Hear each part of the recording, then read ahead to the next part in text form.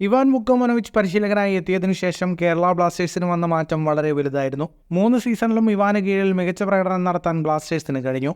ഈ സീസൺ പകുതി പിന്നിട്ടപ്പോൾ മികച്ച പ്രകടനം നടത്തുന്ന കേരള ബ്ലാസ്റ്റേഴ്സ് ലീഗിൽ 1-ാം സ്ഥാനത്താണിപ്പോൾ.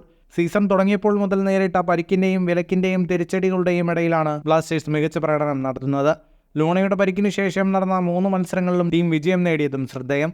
കഴിഞ്ഞ കുറച്ച് സീസണുകളായി ബ്ലാസ്റ്റേഴ്സ് നടത്തുന്ന സ്ഥിരതയാർന്ന ഈ പ്രകടനം പരിശീലകനും സ്പോർട്ടിംഗ് ഡയറക്ടറുമെല്ലാം ചേർന്ന് പ്രവർത്തിച്ചതിൻ്റെ കൂടി ഫലമാണ്. ഈ നേട്ടങ്ങൾ ബ്ലാസ്റ്റേഴ്സ് ആരാധകരുടെ ഇടയിൽ മാത്രമല്ല, മറിച്ച് എതിരാളികളുടെ ഇടയിലും ശ്രദ്ധിക്കപ്പെടുന്നുണ്ട്. കഴിഞ്ഞ ദിവസം ചെന്നൈയിൻ FC പരിശീലകൻ ഓവൻ ഗോയൽ നടത്തിയ അഭിപ്രായം ഇതിനൊരു ഉദാഹരണമാണ്. വളരെയധികം സ്ഥിരതയുള്ള ഒരു മോഡലിലാണ് കേരള ബ്ലാസ്റ്റേഴ്സ് FC കളിച്ചുകൊണ്ടിരിക്കുന്നത്. അവർക്ക് മികച്ച പ്രകടനം നടത്താൻ കഴിയുന്നുണ്ട്.